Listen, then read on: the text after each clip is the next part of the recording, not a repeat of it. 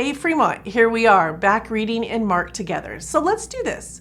Mark 5, 1 through 20, out of the English Standard Version. There are several verses, but they are very beautiful, and I would like to read them together. Here we go.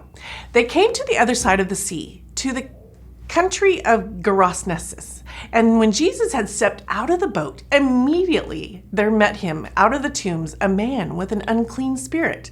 He lived among the tombs, and no one could bind him anymore, not even with a chain, for he had often been bound with shackles and chains. But he wrenched the chains apart, and he broke the shackles in pieces. No one had the strength to subdue him. Night and day among the tombs and on the mountains, he was always crying out and cutting himself with stones. And when he saw Jesus from afar, he ran and fell down before him, and crying out with a loud voice, he said, What have you to do with me, Jesus, Son of the Most High God? I adjure you by God, do not torment me. For he was saying to him, Come out of the man, you unclean spirit. And Jesus asked him, What is your name? He replied, My name is Legion, for we are many. And he begged him earnestly not to send them out of the country.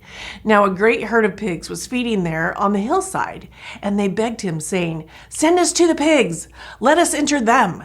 So he gave them permission. And the unclean spirits came out and entered the pigs, and the herd, numbering about 2,000, rushed down the steep bank into the sea and drowned in the sea. The herdsmen fled and told it in the city and in the country, and people came to see what it was that had happened.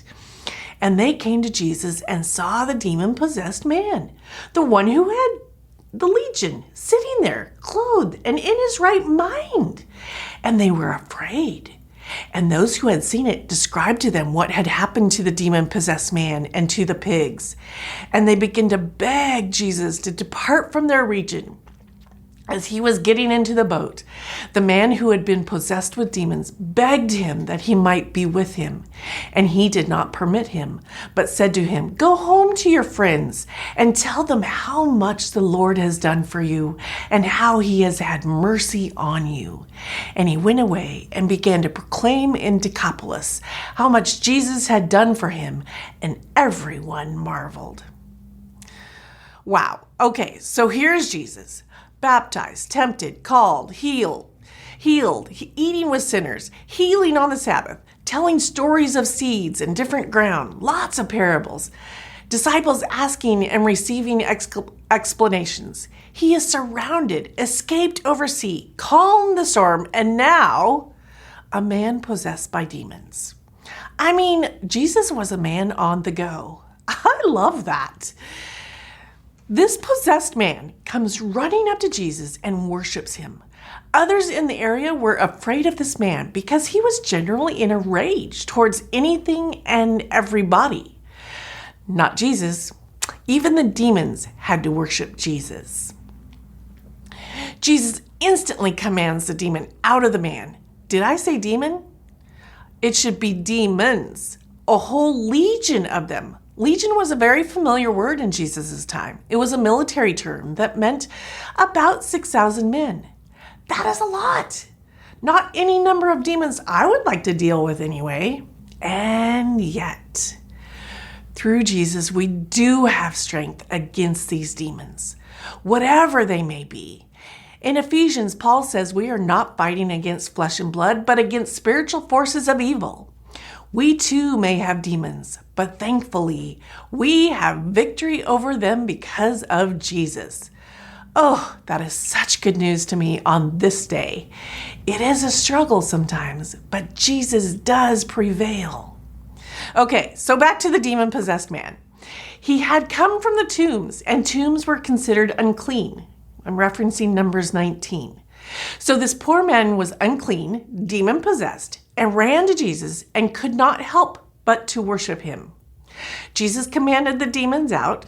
They make a deal with him to go into the pigs nearby. This is interesting as well. Those pigs were somebody's livelihood and also considered unclean by many of the time as well.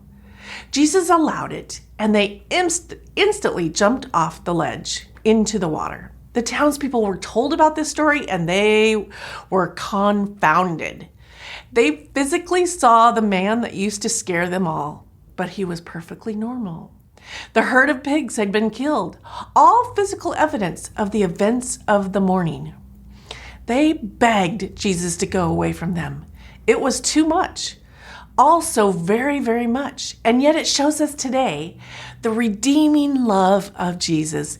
He did not allow those demons to live longer and instructed the healed man to go and tell. Sound familiar? Jesus died on the cross for us, conquered Satan's power, and told us as his disciples to go and tell others of his goodness and salvation. We are all honored and asked to share the story, our story, about Jesus. Tell others, share Jesus. This is Jesus' words to us as his followers. May we go out each day to show and tell about Jesus. Have a great day, Fremont. Have a great day sharing Jesus.